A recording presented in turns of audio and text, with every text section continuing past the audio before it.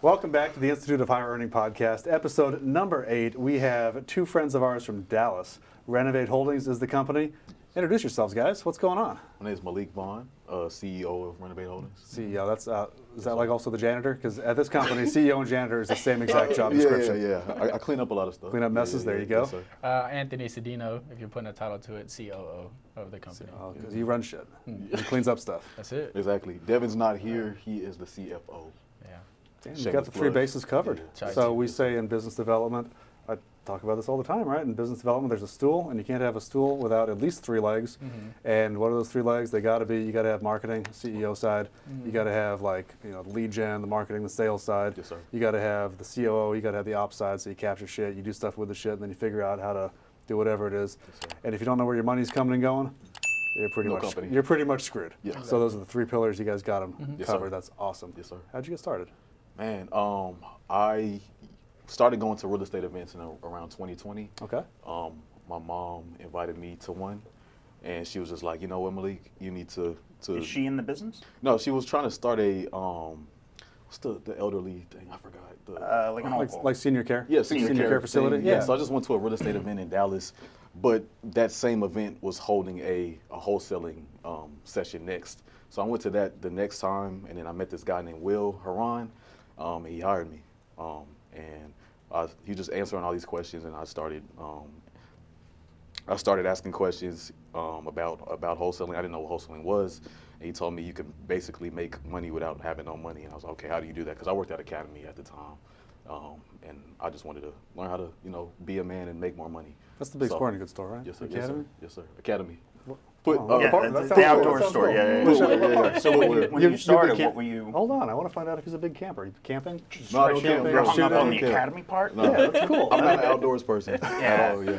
I like to stay inside. So that wasn't a career. That wasn't a career Not at thing. all. It was Not at all. No. Okay. Just a stepping stone. Just trying to find my way in life. Yes, sir. Nice. Dude. But yeah, I went to that event. Met Will. He hired me to be his acquisitions manager. Then moved me to dispo manager. That's kind of how I learned how to do both sides, and eventually broke off and did my own thing and met him. There's a whole story behind it. Yeah. Well, that's what we're here for. I think we're here for the story, right? That's It's it. not a I'll let destination. him. It's a story. I'll let him try to tell that. All right. So tell us a little bit then about how your team's looking now, and then we'll talk a little bit more about the backstory, like how your experience with your former company really kind of guided where you're taking this company, and then how maybe you're going to use some of those skills you learned also at the past company with where you're going next in your current. Okay. Right now it's me, him, Devin. We have a dispo manager named John JV. We have another dispo manager named Fernando. So 2 dispo managers. They take care of obviously dispo, selling properties, stuff that we get under contract, or we do mainly JV. So when JVers, or we call them suppliers, send us properties, they go through us first. We comp them, make sure they're deals, and then we push them to our dispo team to sell it, obviously. Working on getting the acquisition manager. We actually just had an interview yesterday. So hopefully putting the right pieces together, that way we're actually building a sustainable business. Nice. So yeah, so you were telling me ahead of time that a big part of y'all's business is basically JV Dispo.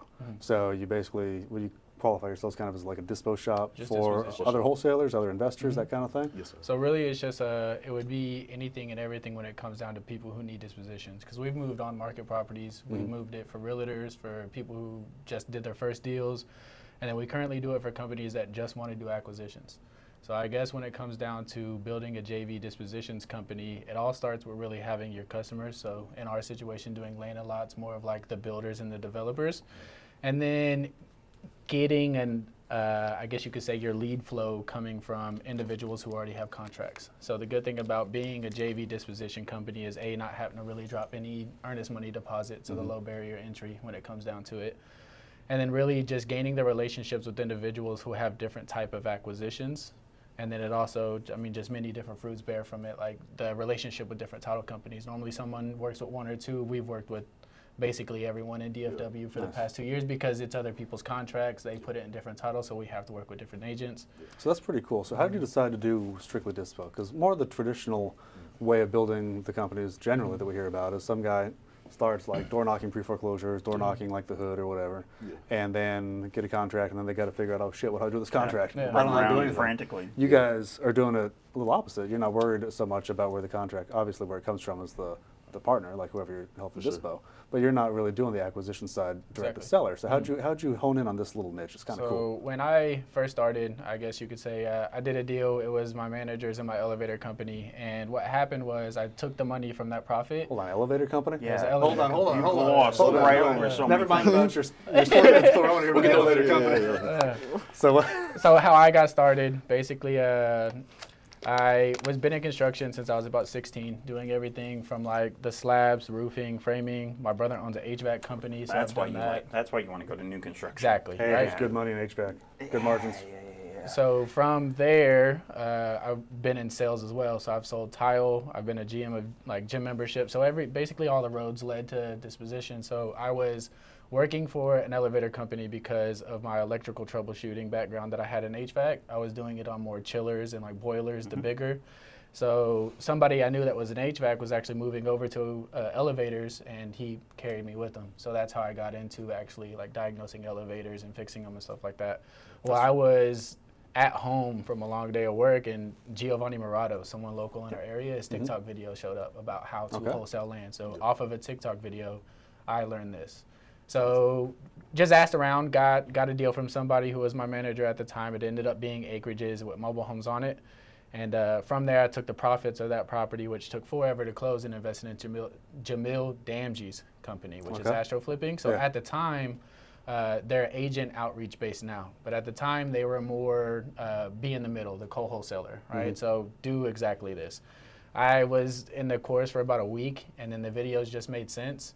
And being in land at the time, it was 2021, heading into 2022, like right when COVID hit. Being in land, everybody's was trying to go through the door of houses. And I just found a window, and I found land. And then a lot of people didn't necessarily know how to do it. So I was doing direct to seller at the time, but I was getting far more leads from people who didn't know what to do with land, but had the lead contracted. So I would just basically use them as my partner at the time to go contract everything while I was building relationships with the builders and developers and selling it. That's pretty cool. So that's where pretty cool. that So, came so up. what's the biggest key to the success in the land business? Because we don't do a ton of land. We've done some. We've done some lots. We've done some pieces here and there, and I've done some development stuff. But for us, like we're definitely not tuned into that part of the field. So what's the biggest key to the success? Is the relationships on the back end? Evaluating land and knowing what it's worth.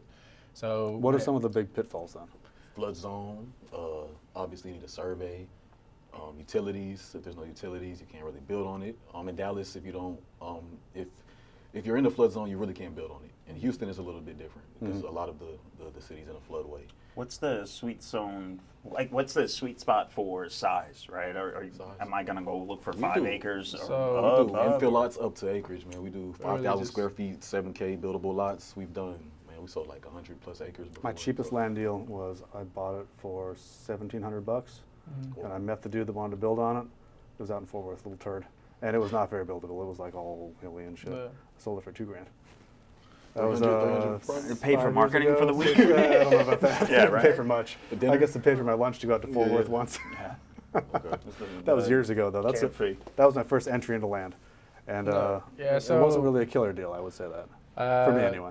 Really just knowing, I guess when you come down to the downfalls of land, it really just comes down to knowing what is a deterrent for a builder doing fix and flips, I'm sure. Like there's things like retention walls. I won't touch a fix and flip with a retention wall. I mean, not a retention wall, a retainer wall anymore. Yeah.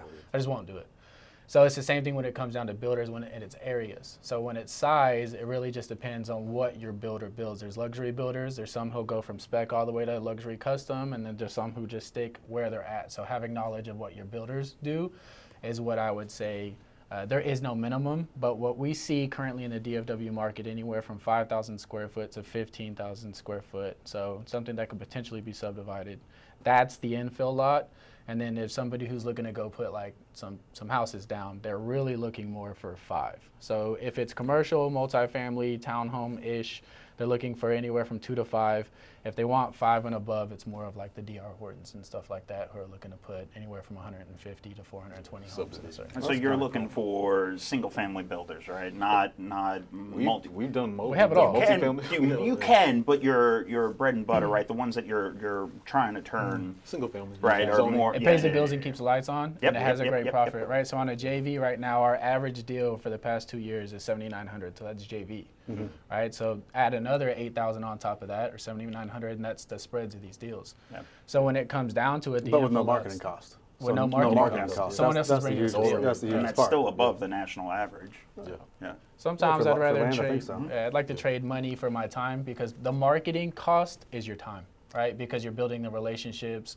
There's systems that you can put in place, the auto drip messages that tell them to send you, or what are you working on in the pipeline this week. But really, the You times still got and to the build the relationships. actual relationship. You got to Exactly. build the actual relationship with people. Yeah. So do you bump into then a lot of folks that are specialized in land acquisitions, or do you more focus on guys that happen to have land deals here and there, and then you guys are such the experts in the dispo side that they're Yeah. going to hit you up and be like, hey, bro, help me move this? Yeah, and that's my job. I have to go out there and find these suppliers that have these contracts, Uh-huh. and I need to kind of hone into what they're actually doing, what they specialize in, and a lot of them are kind of all over the place. They do land, they lock up multifamily units, duplexes, they lock up single family, they lock up commercial. I try to find people that specialize in one thing and they focus on one thing. That way we're honed in, and I find multiple of those people. So this supplier may be honed in on land, this supplier may be honed in on commercial, this supplier may be honed in on multifamily, but it's our job to make sure we can move it. If we can't move it, they're not going to come back and do business with us. Obviously, if we market ourselves as a dispo company, then we need to prove that we can be a dispo company. So yeah, they're kind of all over the place. Yeah, so what's the ideal profile of someone that's going to be one of your suppliers, one of your sellers? So we basically? just had a conversation about this. We're starting to move into people that are out of state, Okay. because a lot of people in Dallas they have their own buyers. It's a deal to move in Yeah, Dallas. if it's a deal, it's going to move. So we're looking for people that need our help, that need boots on the ground, that don't have any investor lists in our market. So that's probably our bread and butter. What did you say about like the job, people with a job? So when it comes down to it, like we have the people in the market that we've had a relationship with, i.e. I guess sold more than 3 to 5 deals, where they continue to bring them to us, or they want to focus on acquisitions. But what we're seeing is we're creating our own competition when it comes down to teaching people how to evaluate. And so those people are not only starting to learn how to skin their fish after we taught them how to catch it, but they're acquiring their buyers over time. So what we have found, not only to attack the people that we currently have relationships with, which I think is at like 450 now, that are just reoccurring people who have sent us more than 2 contracts, but there is like Goldilocks that we're looking for, because we are starting to create our own podcast and then put content on there of how to evaluate land and the formula of what you need to use in order to see what the gross potential profit of a new build is. With that information, we're now taking it to people who are anywhere from 25 to 40, have a family and a kid with a 9 to 5, and all they can really have time to focus on is acquisition.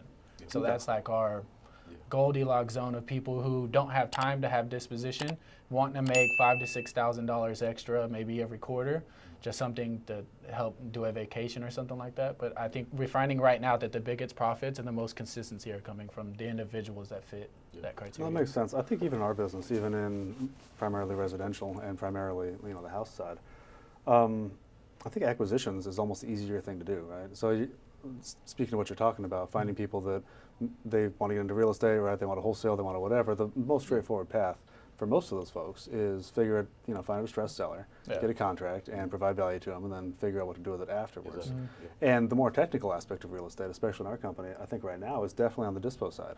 Is definitely on, okay, how do we, now that we got this contract, we know we got a deal. Like, we buy it cheap enough, it's a deal regardless of what the property is. It doesn't matter. But okay, now how do we maximize this deal? How do we optimize this deal? For us, it's generally picking an exit strategy that makes the most sense. So are we going to wholesale this one because of whatever reason? Are we going to wholesale it?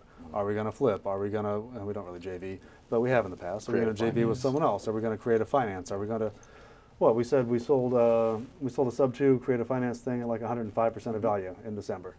So I mean, that's a dead deal if you're fitting in one box and all you know is acquisition, like wholesale acquisitions. So you guys are really providing a huge value with being experts in your field, saying, okay, based on all the issues with land, and there's going to be different issues with land obviously than my 3-2 house, but based on the issues with this piece of dirt in this area because of this stuff going on, here's our available exit strategies that we can now implement, and here's how we maximize these exit strategies. And then for your partners, I imagine you're going to come back to the partners and say, your suppliers, that's what you call them, right? Yeah, Suppliers. suppliers. The sellers, the guys that got the contract. You're going to come back to them and say, hey, here's what we can do, here's what we can't do.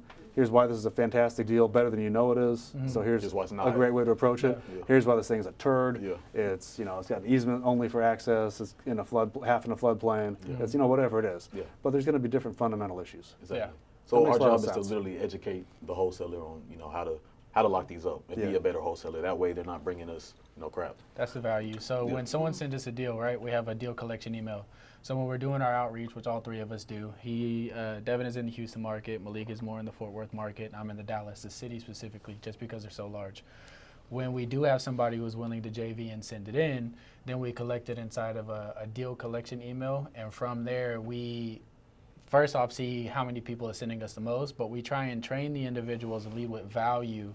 And then whether they like it or they don't, we like the individuals who can accept constructive criticism on their property and what they locked it up. But if you can't, I mean, go do Some what are you like do. that. Hopefully you make $1 million or whatever. Yeah, you never want to sell. It's like, man, I know what I got. Like, know what to do. If you knew what you had, you probably might not be coming to me to begin with.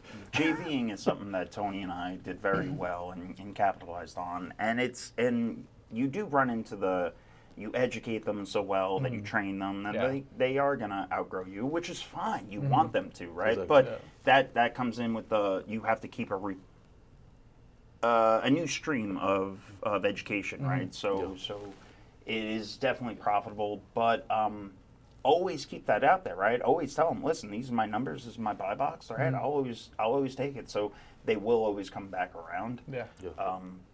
Back to what he was saying. The big part of your lead gen is the customer relations on the seller side We or take on them the out to eat, supplier man. side. After we close, we send them gifts. That's Whatever. I've The old gone on traditional way. vacations. I just went on a trip to Breckenridge ski trip with one of my suppliers. So we try to, we're actually friends with these. Can we these sell people, them yeah. a house? So I can go to Breckenridge? All right. Let's go. Let's go. No, it's similar. So to apply that to like a residential model, we have people in the mastermind that 100% of their business is networking with realtors to buy a shitty house that the seller doesn't want to hit the market for whatever reason. Yeah. So they network with realtors, and a big part of that is going out to lunch, going out to dinner, and like holding mini events where you can educate the realtors about how you can be a service for them. Because for most of our sellers, it's partially about the money, but a lot of it's about, okay, what's the problem, the pain point that we're actually solving. Exactly. So with you guys, the pain point you're solving, you're not direct to the seller, but the pain point you're solving is, dude, you're not a specialist in land. You got a piece of dirt, you got to move. We're specialists in this. Here's how we can help you maximize I have people every day, man, tell me like, hey, I'm getting all these leads in, and why they pull their data and leads flood into their CRM. They have all these land leads in there, and they just kind of disregard it, and they just sit it in there, but they're only focused on the houses. So then they come across us on a podcast, or they meet me at an event, and I tell them what I do. Like, oh, bro, I'm just sitting on these. I'm like, bro, you're sitting on money. Like, you can convert this into actual cash. So let's see what we can do. Let's see how we can educate you, and let's see how we can make these deals materialize. Exactly. Yeah. So when it comes down to like holding that JV disposition model, just to circle back to that question, to me, if it's anybody who is basically trying to get into wholesaling and wants something that's a little bit less saturated but easier to do than houses, because like we were discussing a little bit earlier off camera, there's no photos that had to be taken. And if they are, you could do it just on a Google walk. Google Drive-by. Google Satellite, right? So there's that, and then there's no negotiations at the table. There's nothing like that. Like I could send you this via DocuSign. I think I've only visited one property now. I used to say none, but I visited one property solely because I wanted to meet the individual that was going to be there. So out of 2 years, I've only visited one of the properties that we have moved for someone else. Yeah. And then I think our overhead when we started was only constant contact. So we had at the time 50,000 very active buyers, and so it ran about $300 a month plus some change. Okay. So if you really want to get started, I mean, the JV disposition model is great. Learn how to talk to a builder, which, I mean, you can reach out to us. And I built basically a questionnaire when you hop on. I guess you could say when you cold call and you have a script, there's a questionnaire script for these buyers. So you can kind of vet them, see how many they're doing a month. If they're an actual buyer, it kind of like is fail-proof to decide whether they're a wholesaler or an actual builder, the end buyer themselves. We always bump into that issue in our business. Yeah, you get the POF from a transactional funder that's, I'm a cash buyer. Okay, yeah. Slow your roll, man. But if you got a real buyer, we can work with you. But if you're just trying to shop and go fishing, then That's probably not a good way to do it. Even if you just upfront and sell us that, listen, we're going to wholesale this, we're going to JV, and just be upfront with that. We're a dispo work company, and we still have people sell our deals, sell deals that we get from other suppliers. We say it as all long the as there's time. no Our guarantee. assignment has the verbiage in it that it is non-assignable, but you come up to us up front and be like, listen, transparent. I have a buyer for this Yeah. X, Y, no problem. Move it, right? Yeah. Like, wholesaling is in the business, right? It's part of it. Oh, So for sure. Yeah. Just be upfront with it. So Exactly. on Be our transparent. side, since we are generally direct to seller, we like to keep as much control in the transaction Exactly. as we can. Yeah. Never to cut out someone, because that's not good business. But because, okay, if a wholesaler has a potential buyer, we want to make sure that buyer is actually vetted, because we want to take care of our seller Exactly. from our business. Yeah. Probably the same thing with you guys. You want to make Yeah. sure that if you dispo something, you have a legit buyer that's able to perform. It doesn't matter if it comes through another wholesaler or whatever. Yeah. Just want to make sure that the seller who originally signed the contract is getting exactly what they were told. It's probably even more important for Regardless. y'all, because you're dealing with a lot of repeat suppliers. I got to get the terminology right. Suppliers. It's just, we call them Whatever you wanna suppliers, no call one them, whatever you does. You wanna can call call them sellers, we just call them suppliers because they consistently supply. So us it's even with more contracts. important for you to vet the end buyer than for us, because if we piss off a seller because we don't perform, it's bad business. It's horrible. We shouldn't do it, and we don't make a habit of doing it. Yeah. But worst case, we pissed off one seller. It's not the end of the world. Yeah. You guys, if you piss off a seller relationship that's Lose sold up you 10 potentially. things, you lose potentially the next 10 deals because you didn't manage the transactional process. How do you manage that process the best? So it's really just, it's as weird to say, but feedback at the end of it. We just want to make sure that we kept it up. We want feedback from the actual supplier themselves to let us know if we handled it, our communication was okay, but it all comes down to communication, right? And the communication starts with getting the redacted contract. I want to know what terms my buyer is going to be assuming. That way, when I have conversations with my buyer who's a potential million a year and not just one deal, I want to make sure that not only their seller is taken care of because I want repeat business with the supplier, but my buyer is taken care of, so I have repeat business with both of them. So give us an example of some stuff that'll be a red flag on a prime contract, the A to B, for the the contract that your supplier has. What are some red flags that are going to be on their contract from their seller that you want to make sure that the end buyer is aware of, or that might even kill the deal potentially? Their decision with liens, who's going to pay the liens, that decision comes on the A and B contract, whether the seller is going to do it or the B position decided he wanted to push it off on the buyer. We have to be able to see that one. The certain type of contingencies that are on the contract, whether they say like we'll close without a survey, which we've seen that now It's a little tough on land. that's what I'm Especially in saying. Texas. Yeah. So we've seen that come up. So when it Okay. comes down to it, it's not just looking at the underlines, like the two names, the EMD, the price, and the address and legal description. You actually have to look at word for word what these people's contracts have just to see what your buyer is going to be assuming, because we didn't before and we have been burnt and we've learned our lesson. No, that makes So sense. taking a look at the redacted contract, I don't care how much you're making. And if we're 50-50, then it'd be best for you not to redact it so I can negotiate properly. But what Yeah. I'm really looking at is the different type of contingencies, special provisions, the time to drop the earnest money deposit if we decide that we want to lock it up and have sold right to that property. So, I mean, there's a lot of things in that A and B contract that could completely kill a deal for a buyer who would buy 30 of them. It's just they need to be able to get a survey. Can't No, have that makes sense. And like in our business, for example, leasebacks are huge. Mm-hmm. Offer a lot of leasebacks with a seller, and if we're going to wholesale the transaction to an end buyer, they need to know what the terms of the leaseback are. Exactly. And sometimes we need to cater, like we're pretty good at writing them, so they're pretty desirable for the end buyer anyway. But sometimes we have to cater the leaseback to fit the end buyer as well, and now have another conversation with the seller, depending on the situation in the middle. So it's very similar to what you guys are going through with I your woke up contracts. this morning. We have a deal with the supplier. It's supposed to close tomorrow. The end buyer hit me up this morning and said, "Hey, my lender, it's taking a while to get back appraisals and stuff. So I need another week to close. So I had to go back to the supplier." And he's like, "No, we need to close tomorrow." I was like, "Bro, like my buyer he's ready. He has his EMD in." I was like, "Okay, how can we find a solution?" I went back to my buyer and told him, "Okay, can you put more EMD down?" So he's gonna put down like $7,500 more EMD, make the seller happy to show their skin in the game. So it's just a balancing act. Like you said, communication. It's going back and forth, talking to the supplier, talking to the buyer. Sometimes put them on a three-way to make sure we can all How figure it out. often do you turn around and you send your supplier back, right, and try to renegotiate? Well, I'll it could just just be unfair a lot. like from the education standpoint. Like, listen, you brought me a deal. No, it doesn't work at these numbers, right? Yeah, Turn around, go back, go fishing, right? We literally have a sheet. It's called offers and assignments. So every morning we get up, we have a morning meeting, and we have the offers that we're getting on these properties. And we have the buyer's name, we have the number, the offer that the price that they offered. And if we're seeing consistently that the price is lower than what they have it locked up for, then obviously we got to go back and kind of educate, okay, and ask the buyer, okay, why are you here? Why is your price here?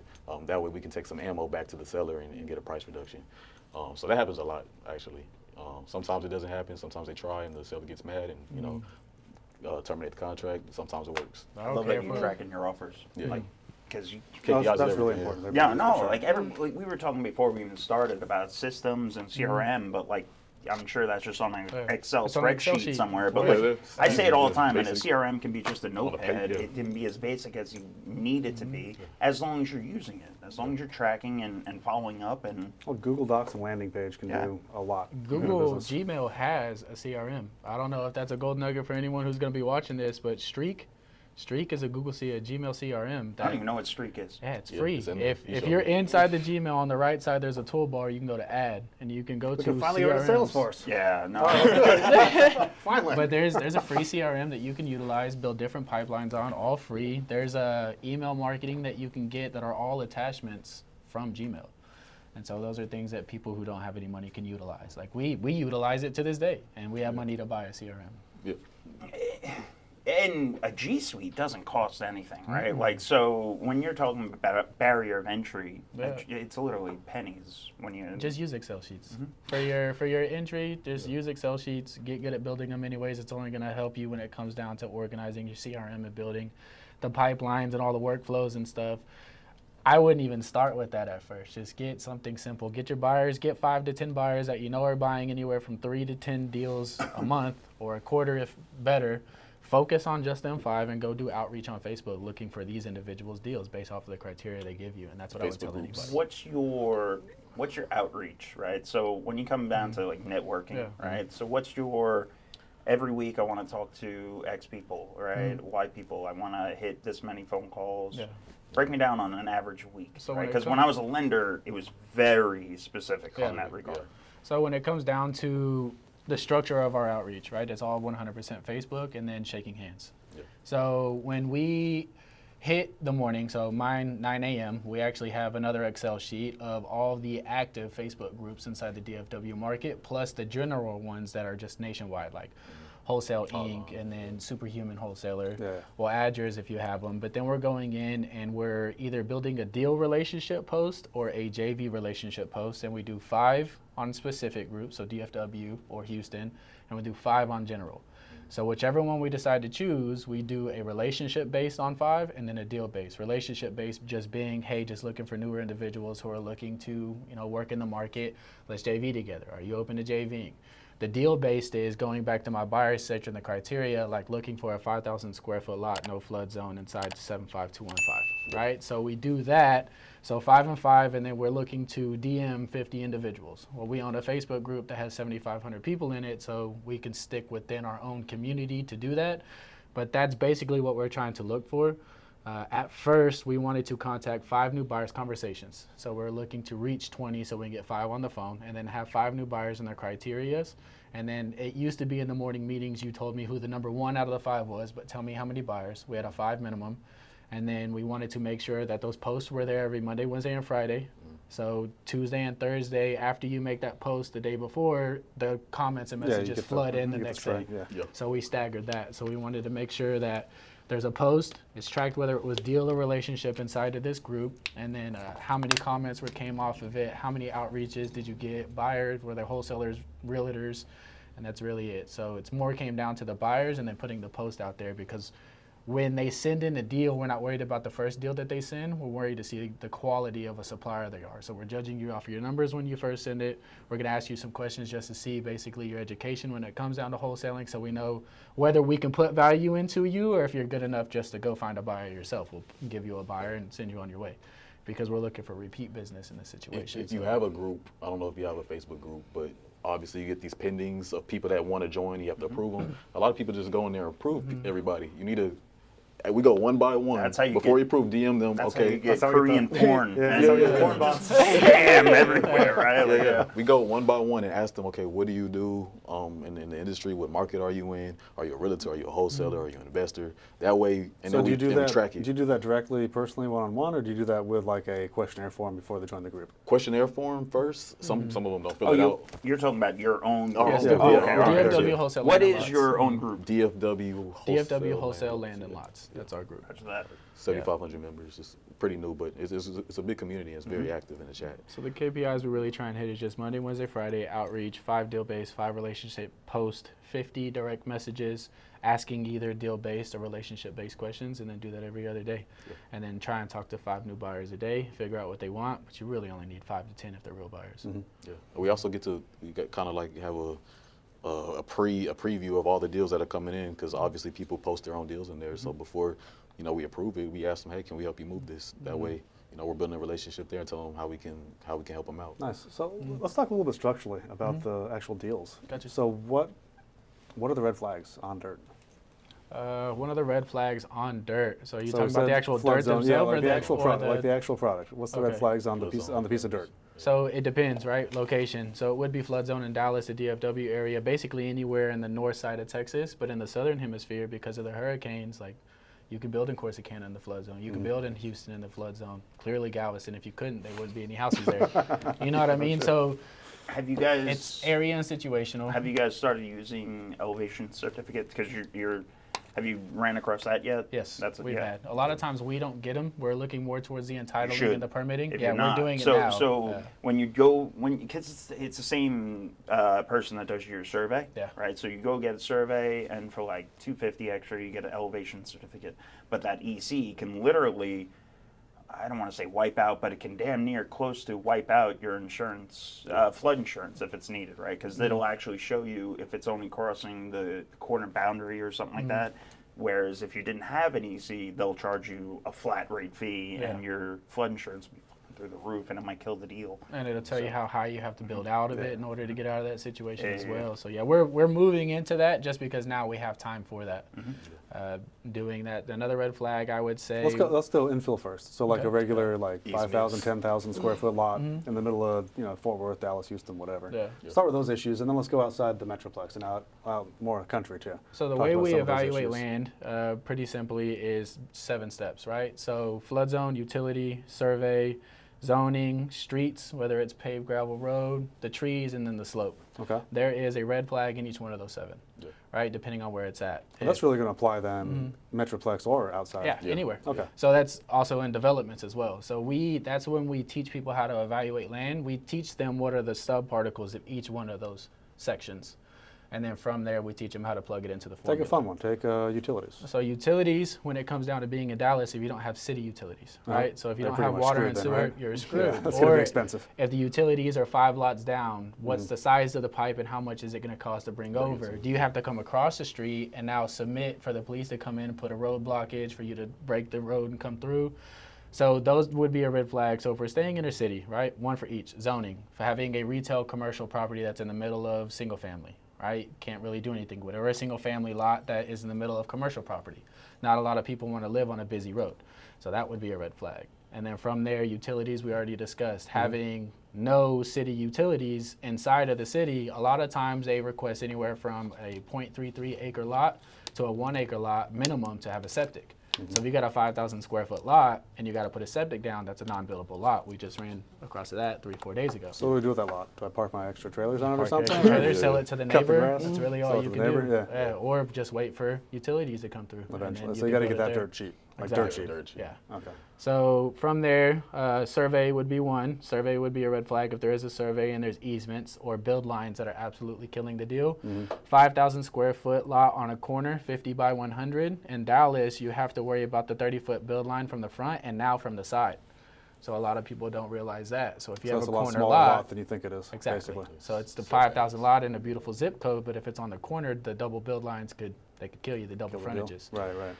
So there's that. Flood zone, obvious. I mean, we spoke a little bit about it. Sometimes you got to bring in dirt to get out of it. If getting the permits approved, so the hold cost would basically kill you. The insurance approved, all that hold time could kill you, and a lot of people don't understand that. having a gravel road with no utilities and trying to comp the deal to a comp with no trees flat in the street. See that all the time. Yeah. So out of the major, like the 7, when it comes down to evaluating, there's a red flag in each one of those. So let's go. What's Makes the a lot of trees sense. one? The trees is like removing the trees, so Yeah. the cost. So a lot of times So people if it's will just comp. wooded, Excavate, you got to get it. They'll charge $60K for this lot that has these 20-year-old trees on it completely covered. They'll want the same $60K as a flat and clear lot with no trees on Yeah. it.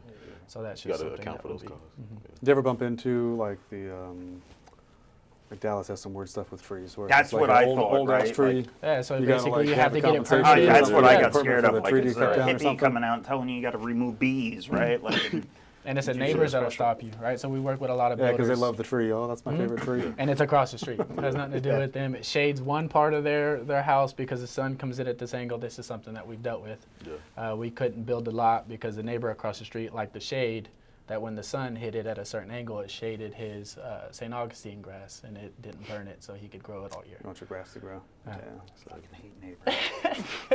But it had nothing to do with stop the build, stop the deal. It was like a $25K deal. So Yeah, it that's a was- bummer. We just were in Tampa, in Florida. They have I guess, a turtle problem, endangered species of turtles, and if there's turtles on the lot or whatever and on the land, you can't build on it. It's Pick them like up and move them next door. Yeah. Oh, that's what I'm saying. I'm Just like, take 6 months. Yeah. It's 6 Turtles months to don't a walk year. too It's a lot. fast. It's a lot. So let's go outside the Metroplex then. We talked a lot about in like specific like generalities that more or less apply like Metroplex are pretty easy to like kind of tick them off a list. Yeah. What are some of the big red flags in more rural areas? So I'd say I got 10 acres, it's all goofy shaped. Maybe part of it's in flood zone, maybe part of it's not. What am I looking at then? I'm still going through these 7 criteria, but how does the criteria change and how does that affect the pricing? So it really just comes down to what the zoning is. We would look at the zoning first. If it's agricultural, the trees really don't matter, depending on our end buyer. If you want it to be hunting land, it really just depends on that. But the biggest red flag that I see in rural land would be road frontage, right? Depending on whether we could develop it into a neighborhood, or if we just got a deal in that had 19 foot all the way back to 28 acres. Springtown.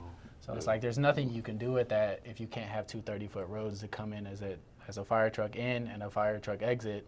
There's not a whole lot of developing you can. So when it comes down to rural, a lot of time it's road frontage because those subdividers are looking to build it into 10-acre tracts with good road frontage so they could either rent it out as hunting land or to somebody who just wants to go into their own property and shoot. So road frontage is huge. So break down that one just a little bit. So basically you need 30 feet of like road to have a fire truck come in and Each out way. for a subdivision each way. Each way. So if you have a egress. little like skinny narrow lot that keeps on going for a long way, even if it's a couple acres, what's the seller going to do with that? What are their options? So it really just depends. You could do mobile homes, right? It could turn into a mobile home park with just a weird little access into Okay. it, or you could use it as hunting land, and then you could rent it out to individuals. You can't break it up into 10 acres, but you could potentially get more money than what your taxes would cost per year just by renting it out to people, just like a timeshare, different times of the year for different hunters. Okay, and that's going to affect the price pretty negatively, right? If Yeah. I can't build it, or if I'm not already on a Exactly. good road frontage. Yeah. Interesting. What else do we bump into out in the sticks? So No, Anthony Gowana's doing a lot of subdivisions as far as just taking bigger parcels and breaking them down. That's kind of what we want to do next. You can kind of stretch your money that way. the only 2 major issues out there is road frontage and flood zones. Yeah. That's really the only 2 things that could kill something like Other that. than that, it's the same deal. It's Depending on how close it is to sewer, the city septic, rule. utilities, flood zone. What else?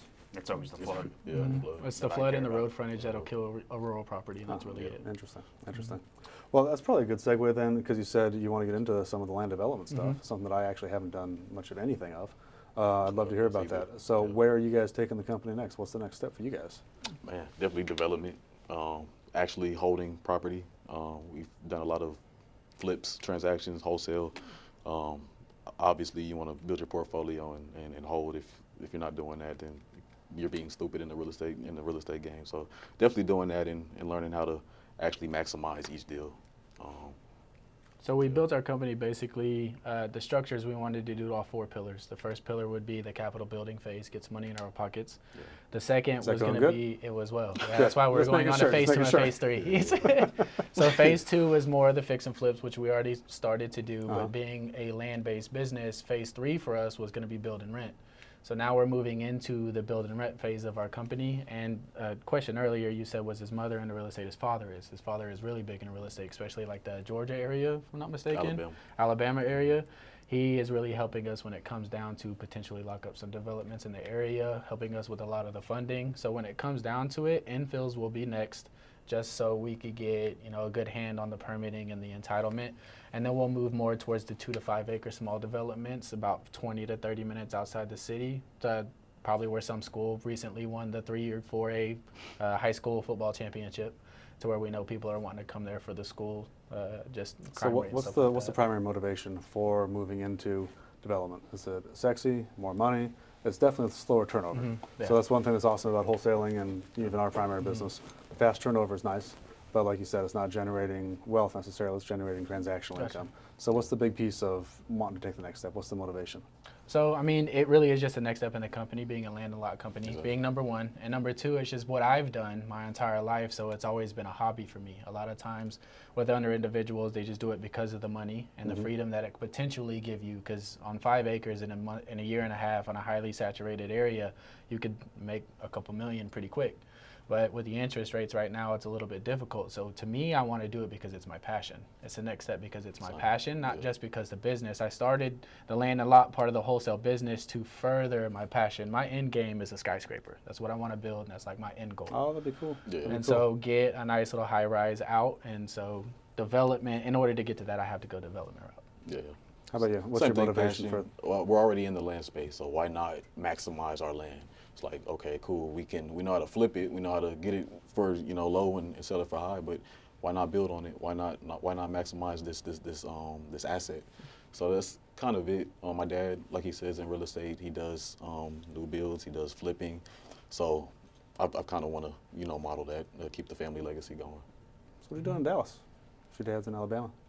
He does deals in Alabama. He lives lives in in Dallas? Dallas. He's yeah, smart so- enough to that's move cool. and live in It's Texas. real estate in Texas Alabama. is the best yeah. country in the world. Texas is the best. No doubt there. Yeah, real estate in Alabama is very cheap. He got Okay. a house for like $10K one time. It was like at an auction. So it's like, yeah.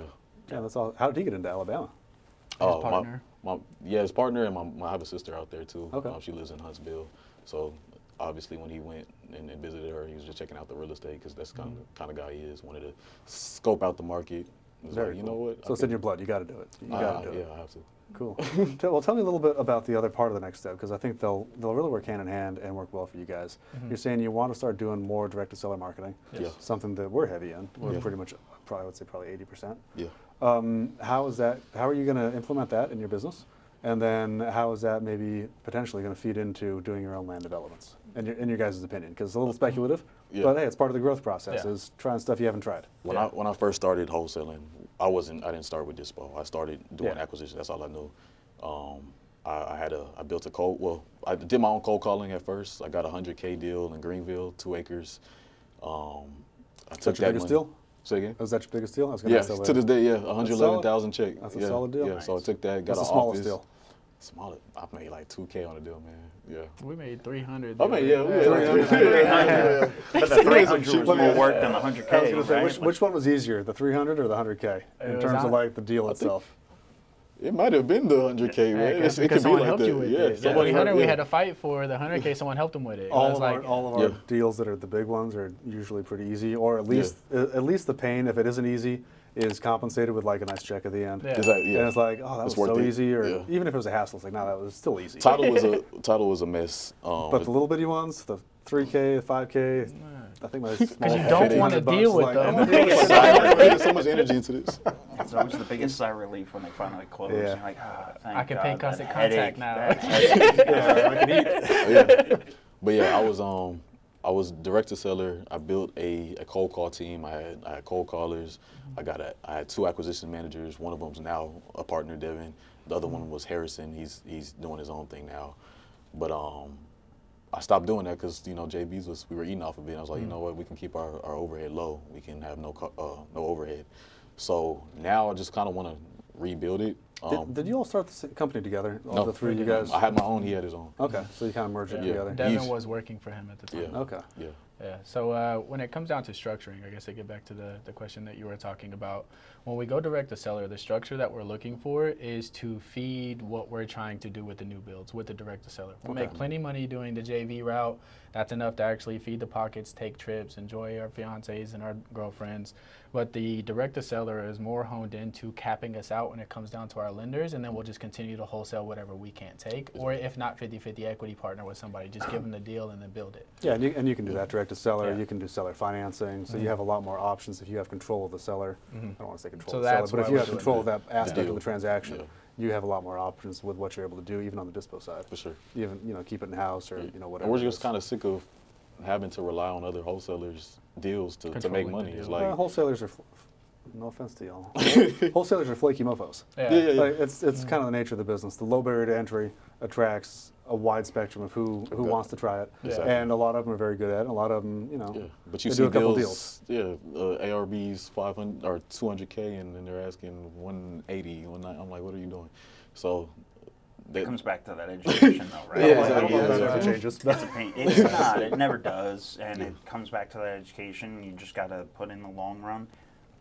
You'll start doing direct to seller, but you'll still keep your JV deals Exactly. flowing, right? Yeah. The So- JV is going to be the one that feeds the company. The direct to seller is more for us until it caps us out. Like, so if we can only purchase 10 lots, we're going to buy the 10 lots with the direct to seller.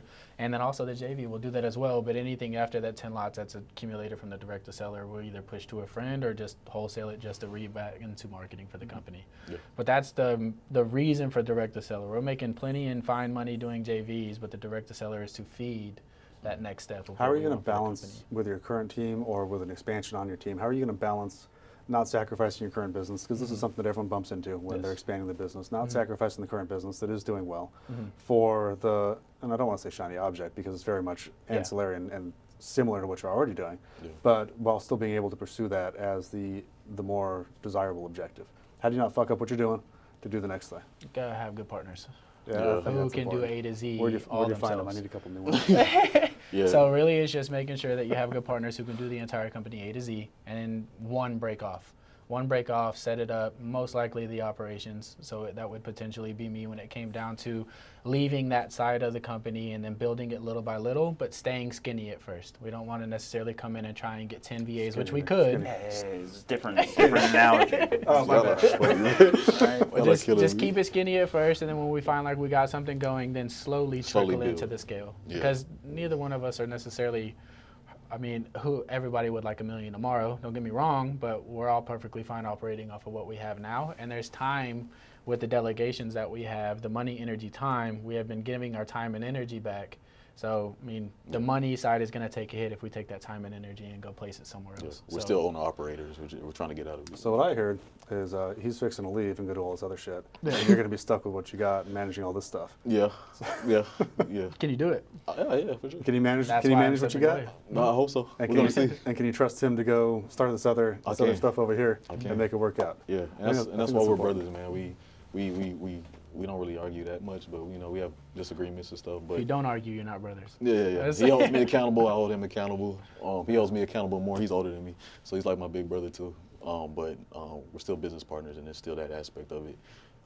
But yeah, No, I think that's important. We fight a lot, Yeah. all of us. But at the same time, we definitely have. Tommy doesn't fight. He's more of a. He's a passive. No, he's not passive. I wouldn't say Buddhist. passive. He's just like it's not worth his time to fight. He's like it's not worth my time.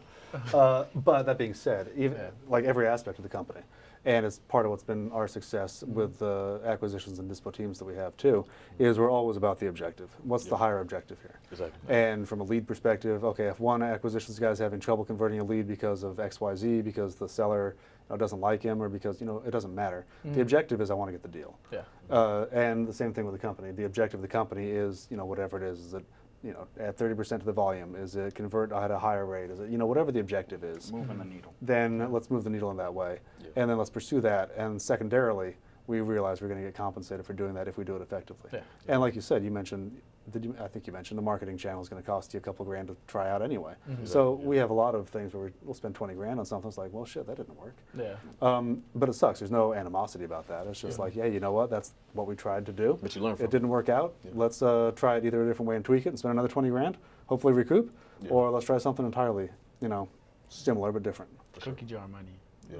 All right, so what's your first step then? Going out and doing this. How are you going to get some direct-to-seller deals? So the way we're going to do it, like the discussion we had a little bit earlier when it comes down to land, is we're going to get 2 VAs for the cold callers. And we have an act manager that actually works for the company that we completely trust. His name is Fernando.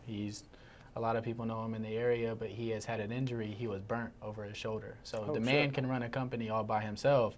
He's just financially in a situation right now to where I can't remember exactly. I think it was a house fire and he was asleep in his bed or something like that, and then it got his shoulder. I really would love to know a little bit more of the story, but he's going to be the acquisition manager. We have somebody fall into our hands, a very good guy who would run the 2 VAs. He's actually ran VAs, and he had this whole situation going very profitably until the injury.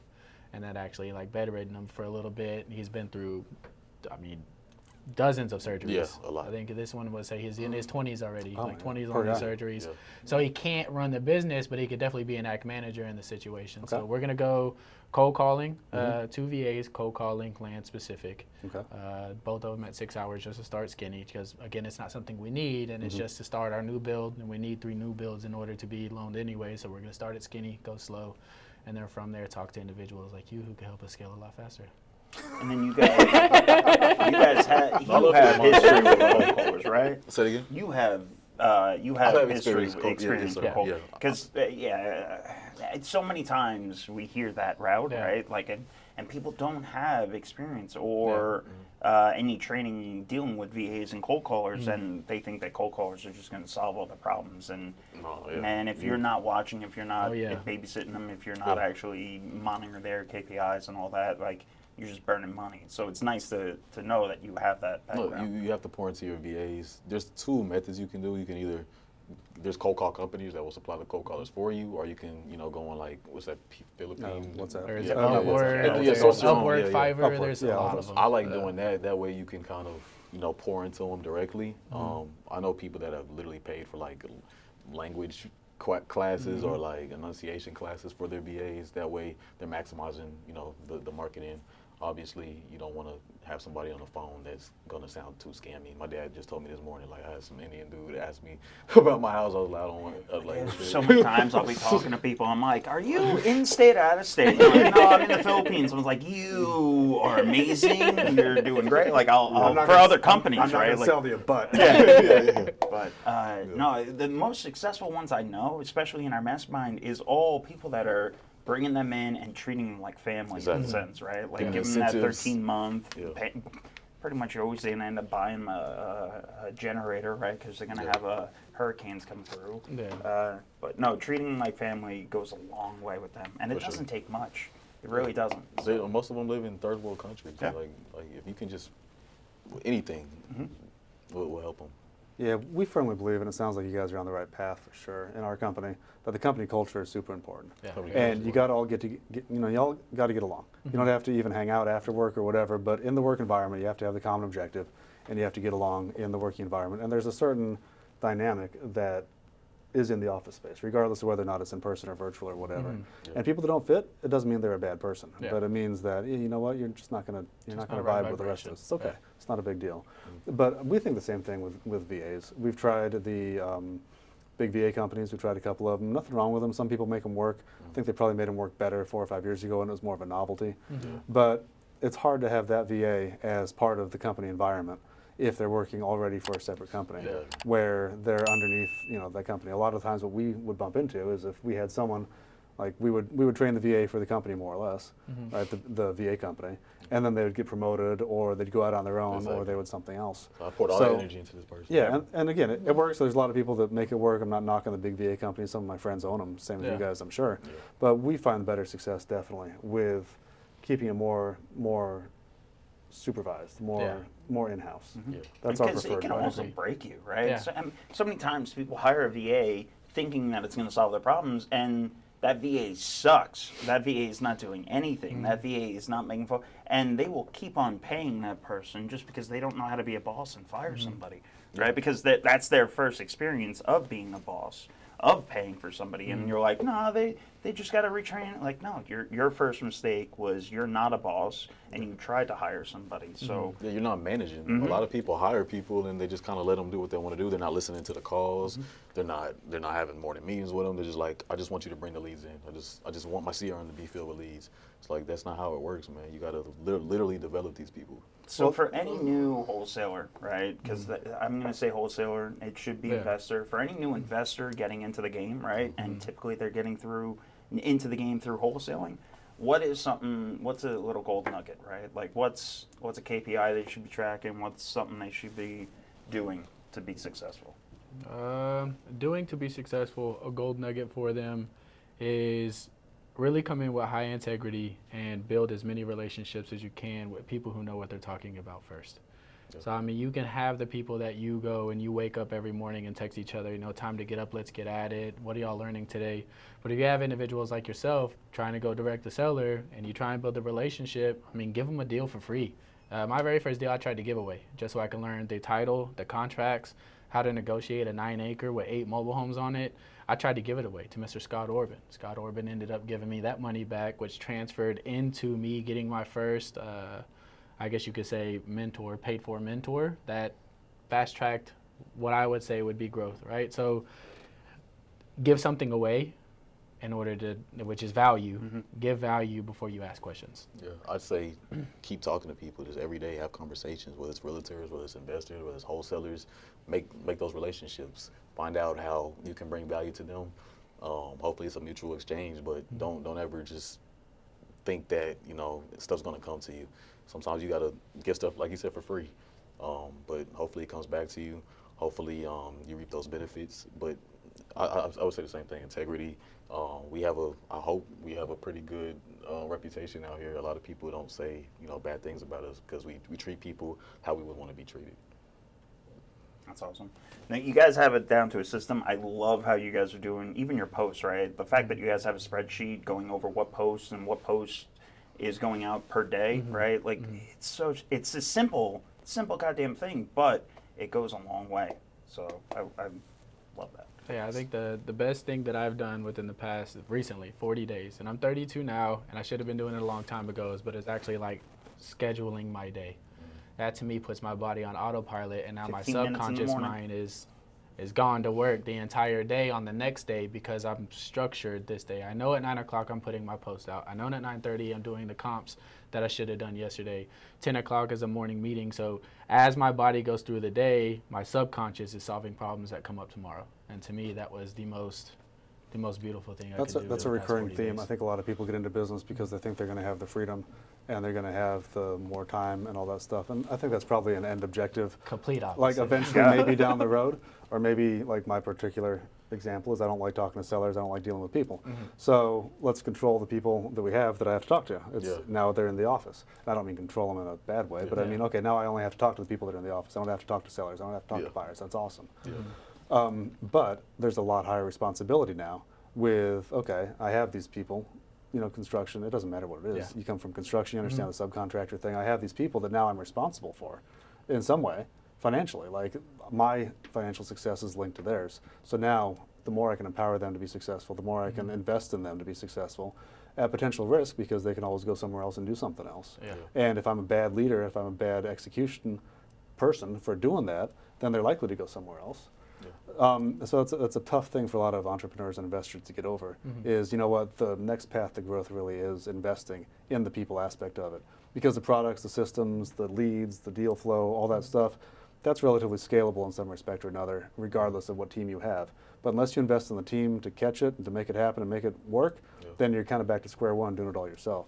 It sounds like you guys are definitely on the right path with doing that, having your core guys having the right objective to do the thing. I think and he now likes you can to start say, adding extra people in. a thing he likes to say before anyone leaves the company is, hey, if you leave, replace yourself. Like find somebody that's just as good as you or pour into them before you decide to leave the company. Well, turnover's a thing. It's gonna happen. But screw a 2-week notice. Like replace yourself. But it's just I'm teaching these individuals with the understanding that the knowledge that I'm giving them makes me a lot of money.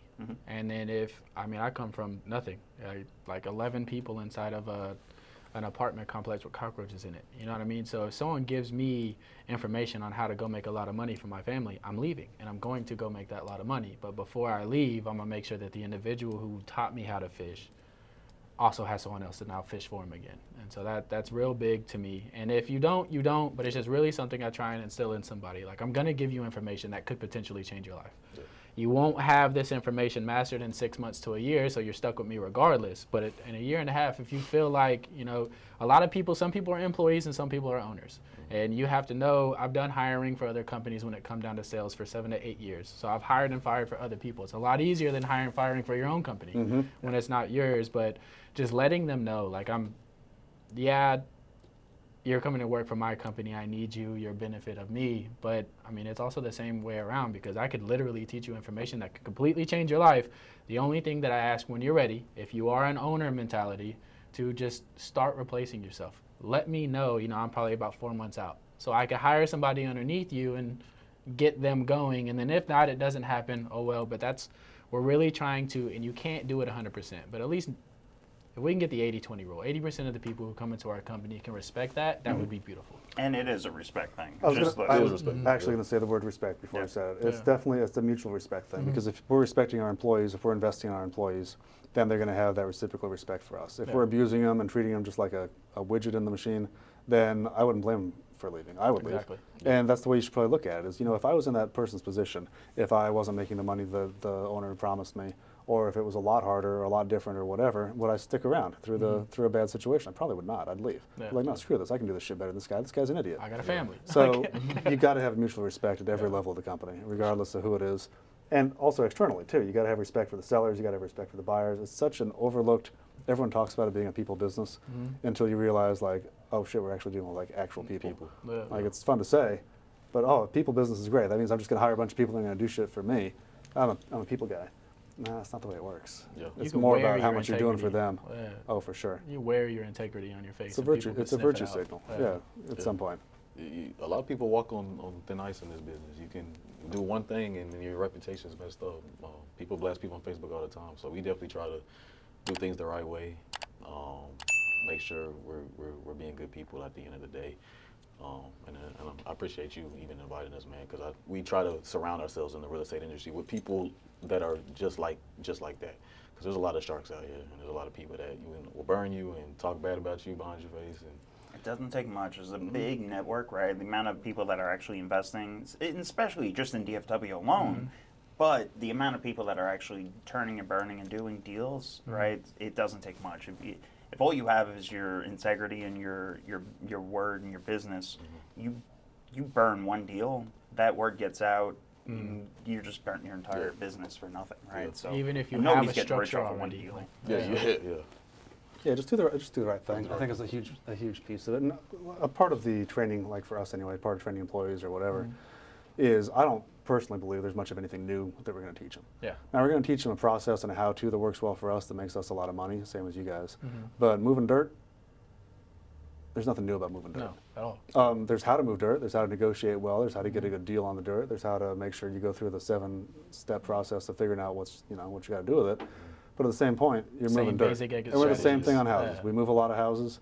There's nothing revolutionary about our business. The revolutionary part is, okay, how does the company operate? Yeah. How do the people that we have here, how do they get along together?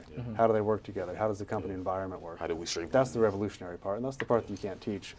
You just are always constantly working on building that part, I think. Yep. Sure. Sounds like you guys are on the right path too.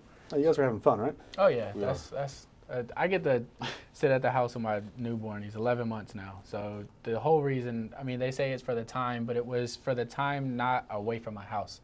I started a company for my time because I wanted to be in an office watching my child instead of necessarily being on the field or on the phones. Because I mean, I've done everything from door knocking to cold call to. It's just a lot better being able to do that in an atmosphere that's at my house. Like, office is eventual, but right now it's just us three, someone in India, and another individual who's going through surgeries. Discord works just fine. Yeah.